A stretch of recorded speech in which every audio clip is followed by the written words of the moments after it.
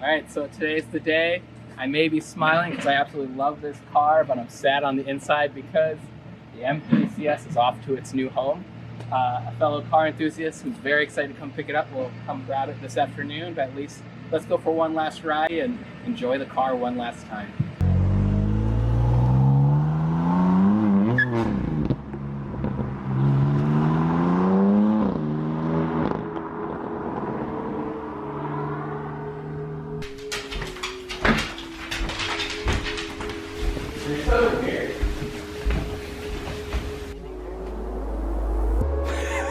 You're such a jerk. Let's go.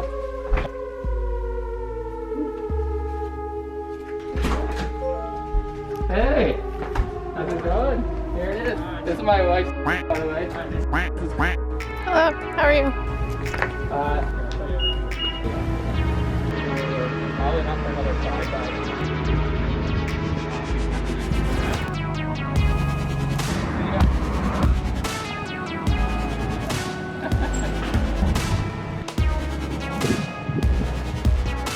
There it goes. I'll probably regret it, but on to the next fun toy. Is that a Supra? Dude, is it a Supra? Alright, so how did I get rid of my M3 CS? Well, for those that know, it was actually a lease. And you can't just get out of a lease early. Now, in early 2019, when I got the M3 CS, it was actually a 2018 model. A lot of dealers were having a difficult time with the last few inventory that were around the country. So BMW had some great deals to be had for that car. The problem was you had to find a dealership that even had one in stock. So for the few remaining across the country, you could get a steal of a deal. Now the sticker price on my M3 CS was $114,000. Meanwhile, the monthly payment after taxes was $1,000 a month with a $5,000 down payment for 12,000 miles a year over a 3-year lease period. So at 114 grand for a sticker on the car, be only paying $1,000 a month is a pretty great deal.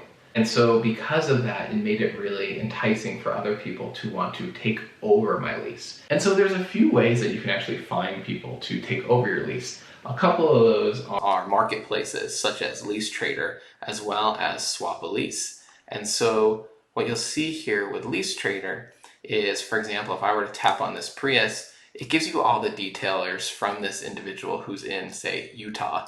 And it's a $279 a month payment with 24 months remaining. And there's even a cash incentive. So this means that you are going to get $1,000 cash in your pocket from leasing this car.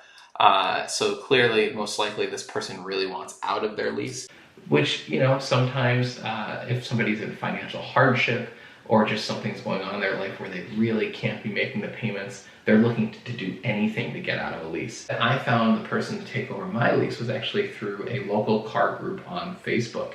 I posted the details about the vehicle, such as the current mileage, how many miles were left on the lease, along with what the monthly payment was. And I was surprised that I actually had about 10 different people who reached out with interest in the M3 CS wanting to take over the lease. The one thing I want to make note of is that not all cars are alike. Some are much more desirable than others. And so because of that, you may find some being easier to find a new owner of than others. So there's a few examples like Swap a Lease, Lease Hacker, Facebook Marketplace, Facebook groups, websites like forums.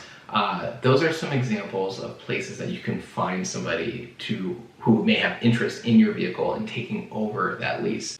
But there are outliers. So some of those outliers can be the manufacturer's process for transferring a lease. BMW, which I'm going to show you here soon on the BMW Lease Transfer process, is actually very easy. They do a really good job of it. But other manufacturers may not be that way. In fact, some manufacturers I've even heard the original leasee may actually still carry liability. So you want to really check the paperwork on your vehicle. BMW, as mentioned, does a great job of this where you're basically wiped clean of any sort of responsibility once it transfers. So when I got my lease, I paid $5,000 out of pocket, and it was $1,000 after taxes per month for the lease payment over 3 years. I wanted to at least get some of my money back from the down payment, being that I only had the car for 1.5 years and there was still another 1.5 years left. So if you were to split the down payment, that would be $2,500. That was one of the asks of mine to whoever was interested in the vehicle. The person who ended up taking over my lease was totally fine with that. They wrote me a personal check for the $2,500. And then we went forwards with the BMW transfer process. Now, the BMW lease transfer process is a $500 fee. Now, that's completely up to you as to who pays that, whether it's the original owner, the new owner, if you guys want to split it. But what I ended up doing was the new owner of the vehicle was the one who paid for it. That was part of our negotiation. So the new owner paid the $500 BMW lease transfer fee, along with writing me a check for half of my down payment back in my own pocket. And when you look at the process for the BMW lease transfer, it's actually not that bad. So they kind of call out a couple things here, such as, you know, minimum of 6 months remaining on the lease, and there's a, you know, $500 transfer fee, yada, yada, yada.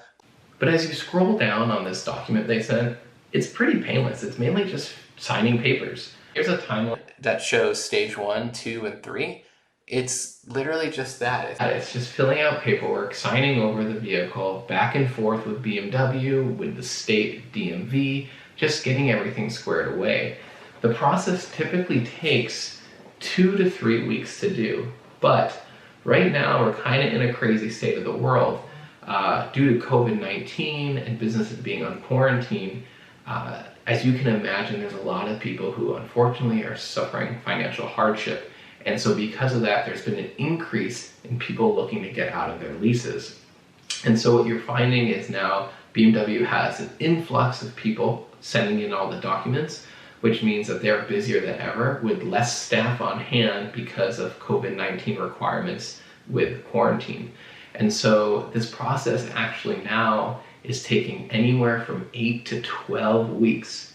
So if you're really looking to get out of your lease fast, you may want to just buy out the lease or find somebody that's okay with waiting. I was not in any rush. I was perfectly fine. I just kind of had a change of heart and wanted a different vehicle. And the new owner of the vehicle, or the new transfer, the lease transferee, was totally fine with waiting as well. So we were both very transparent with one another on the process with BMW. BMW was great in, you know, always answering any sort of questions, even with all the chaos going on in the world. And so after about 8 or 10 weeks, the paperwork was done. We both got an email notification saying, congratulations, the process is complete. And as you saw, he came by, I handed over the keys, and he drove away. And it was as simple as that. He had the paperwork from the registration in hand. He was good to go. The car has to stay in your possession until the paperwork is complete. But once that time is complete, it's now on to the new owner. Now, another way you can always get out of a lease is to just buy out the lease. But this may or may not make sense depending on your scenario with the value of the vehicle and what the buyout price is.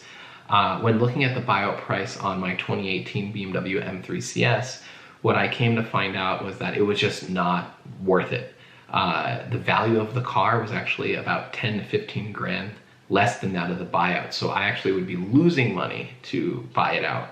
And the reason that this is because BMW had so many incentives and sales and deals going on at the time that I got my lease, that BMW was actually losing money on the vehicle. And so it was in my best interest just to find somebody else to take advantage of the great lease deal that I had, rather than me buy it and sell it. New owner is super excited, and I'm very happy for him and that car. So I know he will enjoy it along with his other toys that he has. It's a nice addition to his collection.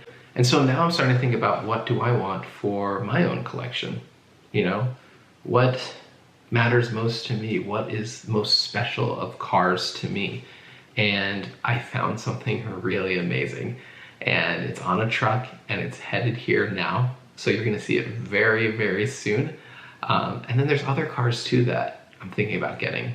So I'm not gonna stop just at one. I think this YouTube channel needs some flavor, needs some variety. And so stay tuned, because we have a lot more adventures ahead, especially with the amazing car that's coming, but also with some other fun toys in the near future. So stay tuned, and I will see you next time. This is fantastic. Take a look at this. It's all coming together.